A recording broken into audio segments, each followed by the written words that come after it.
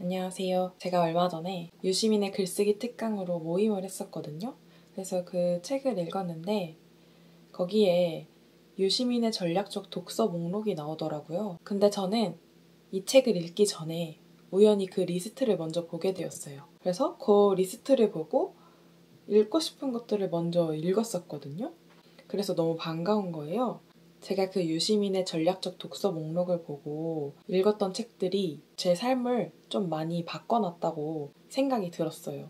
어려운 책 읽는 모임을 자주 열다 보니까 서양 철학책이나 동양 철학책들을 좀 몇 권 읽었는데 그 중에서도 특히나 공감되고 제 인생에 좀 뿌리가 되는 책이 있어서 그것도 마저 소개시켜 드리려고 합니다. 여기 지금 스포가 사실 되어 있어요. 저한테 영향을 준 책들이 굉장히 많은데 그것들 중에서도 정말 추려서 더 이상 못 추리겠다 싶은 것 4권을 가져왔고요. 엄청 재밌다, 엄청 추천한다 이런 느낌은 아니고 제가 책을 읽고 어떤 변화를 얻었는지 그거에 초점을 맞춰서 여러분들께 말씀을 드리려고 합니다. 우선 제가 맨 처음에 읽었던 책은 존 스튜어트 밀의 자유론이라는 책입니다. 처음에 읽었을 때는 사실 엄청 큰 감동을 받고 읽은 건 아니었어요. 근데 제가 이 책을 한 번 더 읽게 되었는데 그 한 번 더 읽으면서 정말 큰 감동을 받았던 책입니다. 저는 사실 자유에 대해서 엄청 크게 생각했던 적이 별로 없었어요. 이 존 스튜어트 밀이란 사람을 접하게 된 계기도 고등학교 때 윤리학 사상을 배우면서 그때 이제 철학자로서 접하게 됐던 것 같아요. 공리주의 철학자 중에 한 명이다, 벤담의 제자다 이런 식으로 배웠던 것 같은데 그 이후로는 크게 관심을 갖고 있지 않다가 우연한 기회로 이 책을 읽게 되었고 2번째 읽었을 때 저한테 큰 울림을 주게 된 책이고 지금까지도 제 인생의 가장 최고의 책으로 제가 꼽고 있는 책입니다. 솔직히 자유라는 거를 정의를 내리기가 쉽지 않은 것 같아요. 사람마다 그 자유가 무엇인지 느끼는 것도 좀 다르고 당연히 요즘 세상에서 자유는 권리라고 생각하겠지만 사실 그 자유에 대해서 깊게 생각하는 사람은 거의 없을 거예요. 근데 자유는 우리 인간에게 권리인데 왜 아무도 이렇게 깊게 생각하지 않았을까라는 의문이 들기 시작하더라고요, 이 책을 읽고. 그래서 저도 자유에 대해서 깊게 사고하는 계기가 된 책이에요. 저는 이 책에서 가장 좋았던 문장을 하나 꼽아드리려고 하는데요. 누구든지 자신의 삶을 자기 방식대로 살아가는 것이 가장 바람직하다. 그 방식 자체가 최선이기 때문이다. 그보다는 자기 방식대로 사는 길이기 때문에 바람직하다는 것이다. 자유라는 것이 크게 큰 가치를 하지 못할 때 이런 생각을 하셨다는 거? 이게 되게 정말 배울 점이라고 생각이 듭니다. 저는 이 책을 읽고 저의 문제점에 대해서 좀 깊게 생각을 해봤는데요. 우리 사회가 개성과 다양성을 되게 존중하지 않고 좋아하지도 않잖아요. 저도 좀 그런 사람이었던 것 같거든요. 조금 튀는 행동을 하는 사람을 곱게 쳐다본 적이 없는 것 같아요. 따가운 시선을 보냈던 것 같아요. 아무래도 우리가 교육 과정에서 획일화되는 것이 미덕이라는 생각을 심어주게 된 것 같고요. 다수와 다른 의견을 낼 경우 그 사람의 의견이 존중되는 것이 아니라 질적과 질타의 시선을 보내는 것이 사회적 분위기로 이렇게 형성이 되어 있다 보니 저도 굉장히 자연스럽게 그런 시선을 학습한 것 같아요. 솔직히 말씀드리면 머리로는 그렇게 개성과 다양성을 존중하지 않는 것이 나쁘다고 생각을 하거든요. 그리고 개성과 다양성은 우리 사회에서 어쩌면 좋은 방식으로 작용될 수도 있다라고도 머리로는 다 생각을 해요. 근데 내 눈앞에 그런 사람이 딱 등장을 하면 저도 모르게 그런 사람들을 꺼리게 됐던 것 같아요.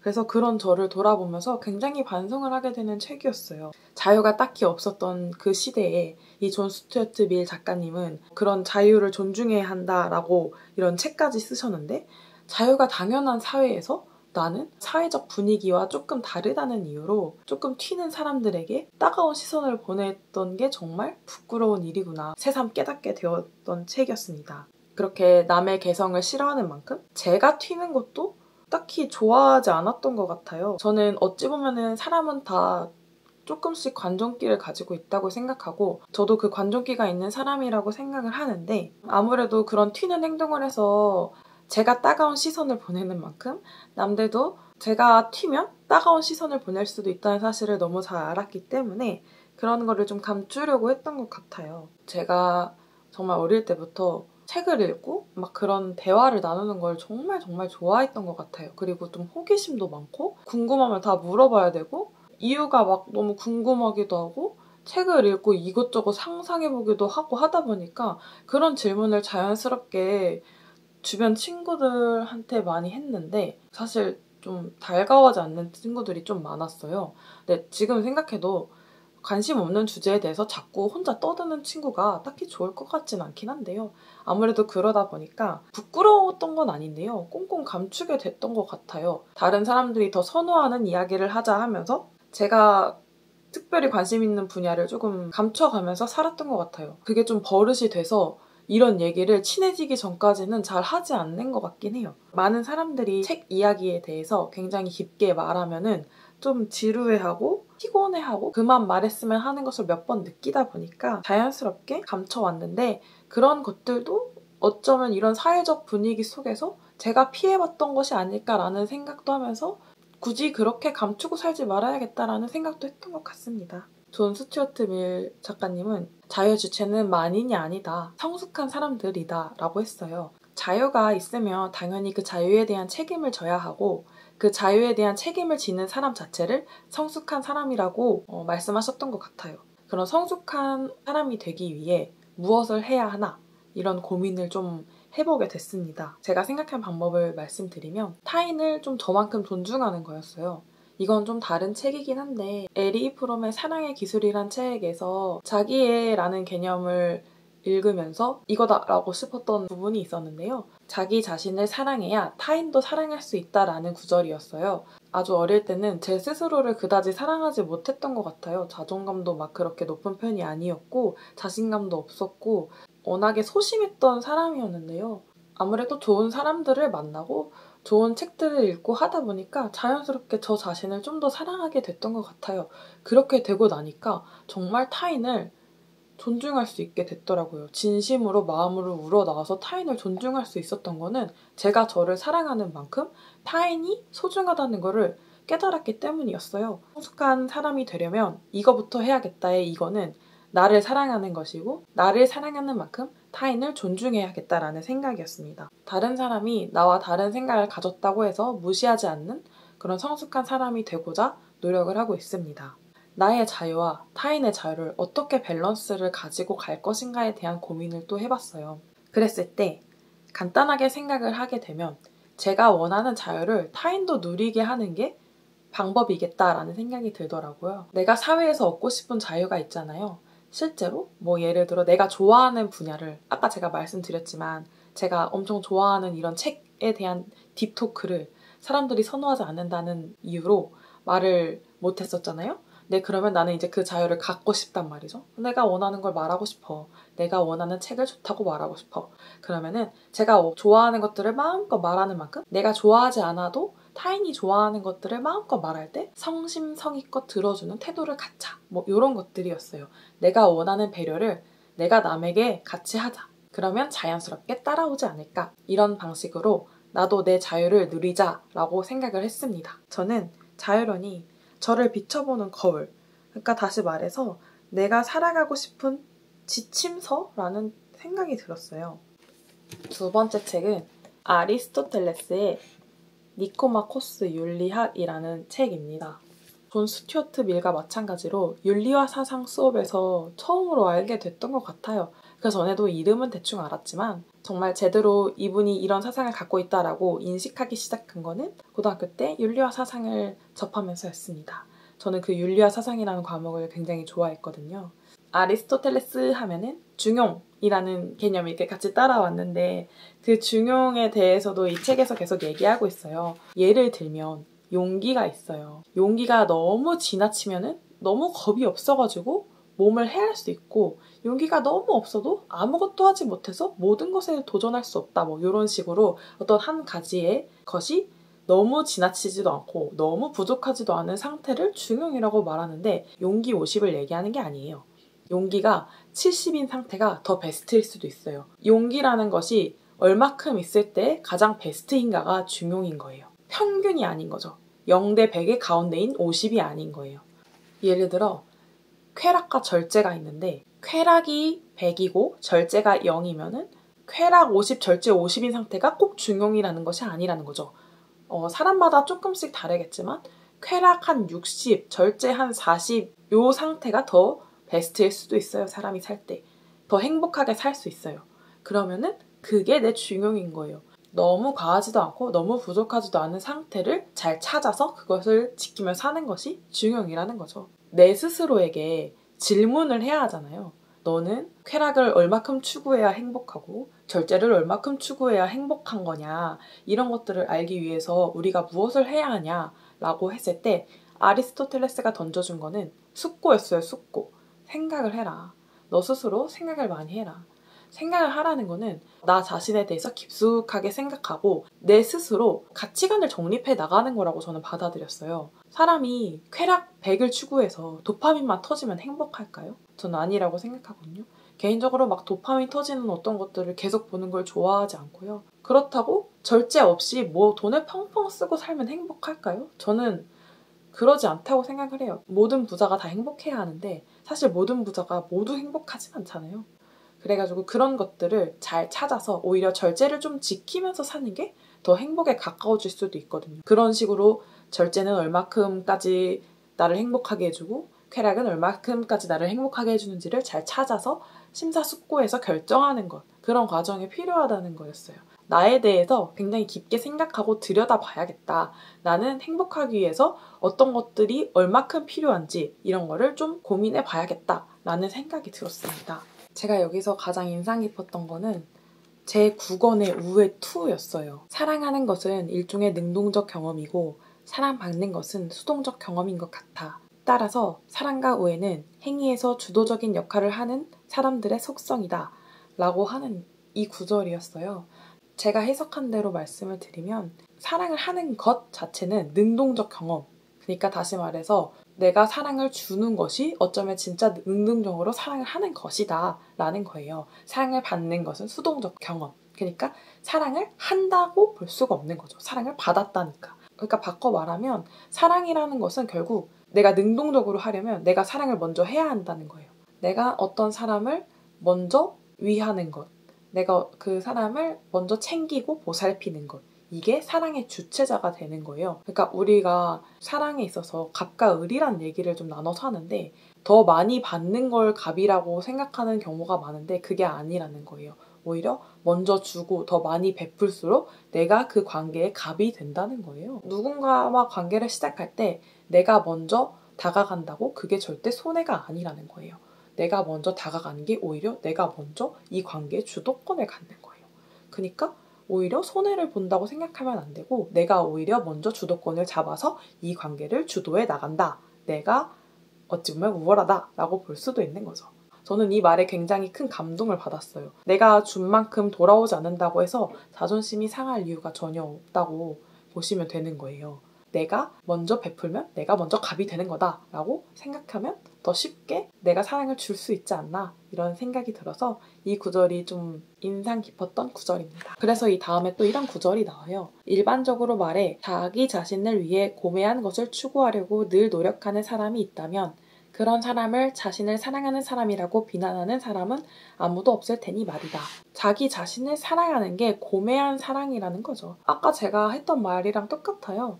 자기애를 가진 사람이 고매하고 그 자기애를 바탕으로 남을 사랑할 수 있는 것. 그게 제가 내린 결론이었어요. 아, 나를 굉장히 존중하고 사랑할수록 나는 남을 위하여 더 많은 것을 할 수 있는 사람이 되는구나. 이런 식으로 책을 통해서 한 번 더 이런 깨달음을 얻게 되었던 계기가 되었습니다. 기회가 되시면 아리스토텔레스 책 중에서는 니코마코스 윤리학을 읽어보시는 걸 좀 추천드리는 게요. 우리가 살아가는 데 있어서 가장 중요한 게 어찌 보면은 우리의 행복인데 그 행복을 어떻게 얻을 것인가 라는 답을 얻으실 수 있다라고 저는 생각을 합니다. 그래서 추천을 드립니다. 도덕적 인간과 비도덕적 사회는 사실 제목이 굉장히 멋있기도 하고 라임이 딱딱 맞잖아요. 그래서 그것 때문에도 좀 좋았고 라이너스 리버라는 분을 유시민 작가의 국가란 무엇인가에서 살짝 맛보기로 봤는데 되게 흥미로운 이야기를 하시더라고요. 그리고 유시민 작가님께서 여기저기 방송에서 라이너스 리버를 인용해서 많은 말씀을 하셔가지고 저도 궁금했던 차에 이 책을 그 전략적 독서 목록에서 보게 되었고, 그래서 이 책을 당장 구매해서 읽게 되었습니다. 이 책에 대한 개인적인 제 감상평을 말씀드리면, 도덕적 인간은 이타심을 가진 인간이라는 거예요. 내 집단 내에 있는 타인을 위해서 살아가는 것. 그러니까 우리는 내 집단 내에 있는 타인을 배려하고 존중하고 그렇게 살아가는 것이 우리 개인이 가진 도덕성이라는 거죠. 내가 아닌 내 주변 사람들을 배려하는 것 자체가 좋은 사람이라는 것의 반증이기도 하니까. 근데 사회는 그런 높은 도덕심이 그런 이상적인 것이 아니라는 거예요. 그러니까 비도덕적 사회라는 것은 사회가 가진 역할이라고 봐야 될 것 같은데, 사회가 가진 역할이 도덕적이면 안 된다는 거예요. 다시 말씀드리면 사회가 가진 역할이 만인을 위한 도덕이면 안 된다는 거예요. 만인을 위한 도덕은 우리가 굉장히 철학적으로 이상적으로 높은 도덕심, 많은 사람들을 이롭게 하는 것들, 이런 것이면 안 된다는 거예요. 사회라는 것은 어찌 보면 내 집단이라는 것이 형성된 집단 중에 하나잖아요. 인간으로만 치면은 전 국가를 아우르는 개념으로 사회가 도덕을 추구할 수가 없다는 거죠. 사회 속에 속해 있는 사람들을 위한 도덕이 되어야 한다는 거예요. 존 스튜어트 밀의 자유론에서도 비슷한 맥락으로 사상과 토론의 자유에서 잠깐 언급이 되는 부분인데요. 누가 무슨 주장을 하든 어떤 악한 주장을 하든 그것을 존중하고 배려해야 할까라는 이슈가 있잖아요. 그 악한 사람에게도 자유가 있으니 그 사람을 존중하고 배려해야 할까 하면 존 스튜어트 밀의 대답은 아니라고 생각합니다. 저는. 타인을 더 무너뜨리고 괴롭히기 위해서 하는 주장이나 말 따위는 우리도 과감하게 무시할 필요가 있는 거예요. 그들은 존 스튜어트 밀이 말하는 자유를 누릴 수 있는 성숙한 사람이 아닙니다. 그래서 우리도 성숙한 사람이 아닌 사람을 위해 모든 것을 존중해줄 필요가 없다는 거예요. 여기서 다시 도덕적 인간과 비도덕적 사회로 넘어와서 국가라고 치환을 해서 생각해보면, 우리 국가에 다른 국가 사람이 우리 국가를 괴롭히기 위해 전쟁을 선포해서 침범해서 들어온다고 칩니다. 그러면은 그렇게 침범해 오는 다른 국가 국민들, 다른 국가 군인들을 우리가 그들도 인간이란 이유로 배려해야 하는가, 따뜻하게 마주하고 이타심을 발휘해야 하는가 하면 아니잖아요. 이것도 마찬가지로 그런 얘기를 하고 있는 거예요. 사실 전쟁과 같은 거는 굉장히 빠르게 판단할 수 있지만 우리가 국가적으로 생각했을 때 이슈되고 있는 문제들 중에 많은 것들, 예를 들어 난민이 들어온다던가 다른 종교 집단이 들어와서 우리 국민들에게 폭력을 행사한다거나 하는 이런 것들은 국가 차원에서 그들을 성숙하지 못한 존재로 인식해서 처단을 해야 한다는 거예요. 그들은 그들의 사상의 자유를 누리기 위해 우리나라에 들어와서 자신의 사상을 강요하고 있지만 그 사상의 자유를 우리가 존중해줄 필요가 없다는 거예요. 그런 식으로 높은 도덕심을 발휘할 필요는 없다. 우리는 우리가 속한 집단 내의 사람들을 더 우선시 여겨야 한다. 이런 것들을 말하고 있는 거였어요. 근데 저도 가끔은 이런 맥락에서 맹점을 맞이한다고 해야 할까요? 토론을 하다 보면은 우격다짐으로 우기는데 말이 안 통하는 경우가 많아요. 이게 맞잖아, 아니야? 하면서 이런 부분. 왜 너는 자유론에 나오는 그런 다른 사람의 주장을 존중해줘야 한다고 생각하면서 내 주장을 받아주지 않아? 이런 식으로 말도 안 되는 주장하면서 그런 억지 논리를 가져와서 싸워대는 사람들이 있는데, 그런 사람들을 그냥 무시해도 되겠구나 하는 용기를 얻었습니다. 저는 성숙한 존재에 대한 판단을 더 많이 하려고 합니다. 이 사람을 내가 어디까지 배려해줘야 하는가라는 고민이 뜨기 시작하면 그 악한 사람이 하는 행동이 나에게 해악을 끼치는가, 그리고 나를 제외한 타인에게도 해악을 끼치는가, 나를 제외한 우리 사회에 해악을 끼치는가, 이 세 가지를 열심히 숙고해서 결론을 내리고 나서 내가 그 사람에 대한 태도를 무시나 받아주지 않는 걸로 바꾸더라도 죄책감을 갖지 않아도 되는 어떤 힌트를 얻었달까요? 그래서 좀 편안하게 타인을 판단하는 기준을 얻게 되었다라고 저는 생각을 해서 이 책을 읽고 깨달음을 얻었다라고 생각을 합니다. 근데 다만 이 책은 번역이 조금 어려워요. 번역을 좀 매끄럽게 한 편은 아니어서 읽기가 좀 까다로운 건 있어가지고 이제 책을 막 접하려고 할 때 읽기보다는 조금 내가 책을 읽어서 어느 정도 어려운 책도 읽을 수 있겠구나 했을 때 도전해보면 좋을 것 같습니다. 마지막으로 한나 아렌트의 예루살렘의 아이히만입니다. 저는 이 책을 읽고 사실 너무 재밌다, 너무 좋다, 너무 훌륭하다 이런 생각은 하지 않았습니다. 한나 아렌트라는 분이 말하는 악의 평범성에 대해서 굉장히 깊게 공감을 하고 이 책을 읽기 전부터 그 사상에 대해서 알게 되면서 이게 맞지, 악은 정말 평범한 데서 오지 라고 생각을 항상 해왔어요. 그래서 이 책을 읽게 되었는데요. 이 책 자체의 구성은 굉장히 지루합니다. 다들 들어보셨겠지만 아이히만이라는 사람은 히틀러 밑에서 되게 간사하게 유대인들을 많이 괴롭혔어요. 근데 앞장서서 괴롭힌 건 아니고요. 그냥 시키는 대로 괴롭힌 사람이었고 히틀러가 망하자마자 그냥 도망갔죠. 도망가서 숨죽이며 살다가 어느 순간에 잡혀가지고 재판을 받게 되었어요. 그러면서 그 재판 과정을 한나 아렌트가 이 아이히만이라는 사람에 대해서 조사를 하고 그 재판 과정을 지켜보면서 아이히만이 정말 악하게 태어나서 악한 자가 아니구나 라는 걸 느끼고 그런 생각을 바탕으로 쓰신 책입니다. 저는 이 책이 정말 공감되는 곳은 많았지만 매우 지루했어요. 재판 과정이 굉장히 지지부진하고 같은 내용이 계속 반복되고 아이히만은 자기 변호하느라 피해자 입장에서 보면 말도 안 되는 변호를 구구절절 해대는데 그런 과정을 지켜보는 과정이 계속 나오다 보니까 조금 지루해요. 차라리 악의 평범성에 대해서 알고 싶다 하면 그거에 관련된 다른 책을 읽어보는 것도 나쁘진 않겠다라는 생각이 드는데요.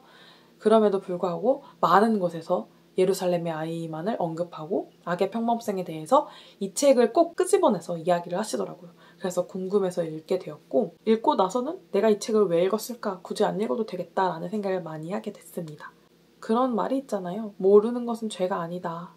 무지는 죄가 아니다 라는 말이 있는데 그 말에 맹점이 있다고 저는 생각을 해요. 이 책에서도 말씀드렸듯이 아이히만이 히틀러가 시킨 악행에 대해서 본인의 가치 판단은 전혀 하지 않고 시키니까 나는 출세하기 위해서 이 모든 것을 지켜서 해야지 라고 그냥 수용해요. 사실 히틀러가 시킨 거는 유대인을 학살하는 건데 그런 사람을 죽이는 행위를 하면서 어떻게 단 한 번도 이 행위가 나쁘다는 인식 없이 그냥 그대로 했을까요?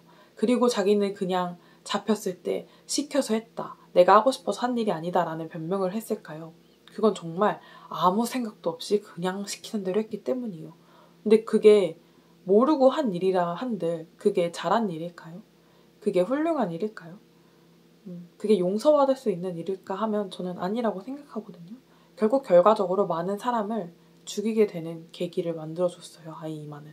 그런 사람에게 무지가 용서가 되진 않아요. 조금만 더 자기의 기준으로 한번 생각해봤으면 이게 얼마나 큰 죄이고 많은 사람을 죽이는 행위에 대해 죄책감을 가졌어야 하는 일이었지만 아이히만은 절대 그러지 않았죠. 그래서 저는 무지도 죄가 될 수 있다라고 생각을 했고요. 여기서도 그래서 한나 아렌트 작가님은 사유의 부재라고 하면서 언급을 합니다. 앞에서 제가 말씀드렸던 니코마코스 윤리학에서 숙고라는 말을 제가 드렸잖아요. 사람은 자신이 행복하기 위해 숙고를 해서 자신만의 결론을 내려야 하고 그런 숙고의 과정이 필요하다. 근데 저는 이것도 마찬가지인 것 같아요.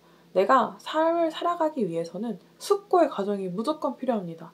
내가 어떤 것이 좋은 일이고 어떤 것이 나쁜 일인지 이거는 자아가 생기면서 누구나 해야 되는 과정이라고 생각을 하거든요. 아이히만은 3살 어린아이가 아니잖아요. 다 큰 성인이었어요. 성인이면 자신이 내린 판단엔 자신이 책임을 져야 하는 거예요.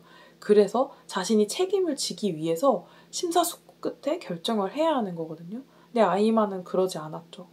우리가 정말 생각 없이 대세에 따라가고 시켜서 하고 위에서 시켜서 그대로 따라한다고 그게 성숙한 사람이라고 볼 수는 없을 것 같아요. 그래서 그 사람은 자유를 존중받지 않아도 되는 사람이라고 간주될 수 있는 거예요. 자유론부터 시작해서 꾸준히 삶의 태도를 어떻게 취해야 되는지를 이렇게 쭉 훑어볼 수 있게 되는 계기가 되었어요.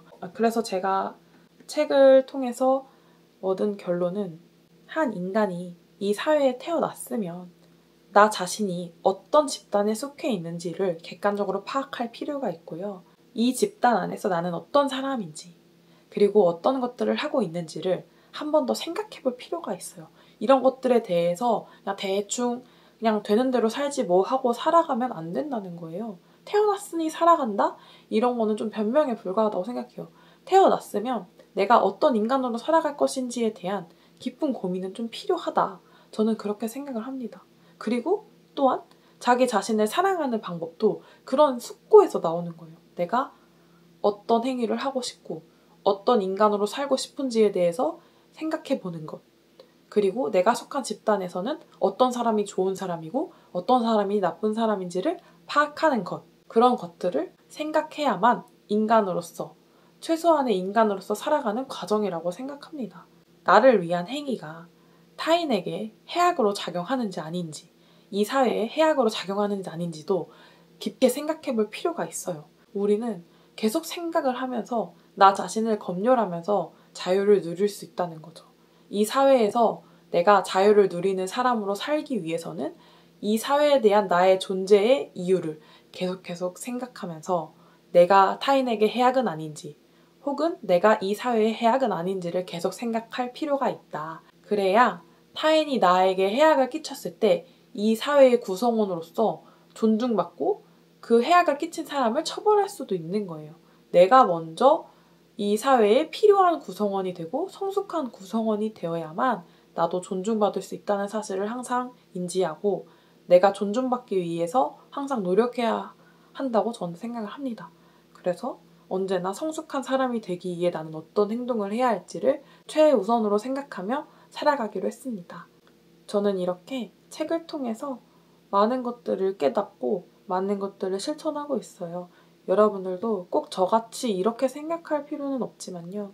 책을 읽고 내가 어떻게 살아갈 것인가, 내가 어떤 과정을 겪고 어떤 것을 성취할 것인가 이런 것들을 얻어가시면 좋을 것 같아요. 책을 읽으면 어쨌든 무언가는 얻게 되고 그게 저를 곧 좋은 사람으로 만들어준다고 생각을 해요. 그래서 여러분들도 이 책들을 읽으면서 내가 가장 좋아하는 책은 어떤 책이고 이 책이 나를 어떻게 만들어주는지 이런 것들도 한번 생각해 보면서 책을 읽으셨으면 좋겠다 라는 생각을 해서 이 영상을 만들게 되었습니다. 그럼 여러분 시청해주셔서 감사합니다.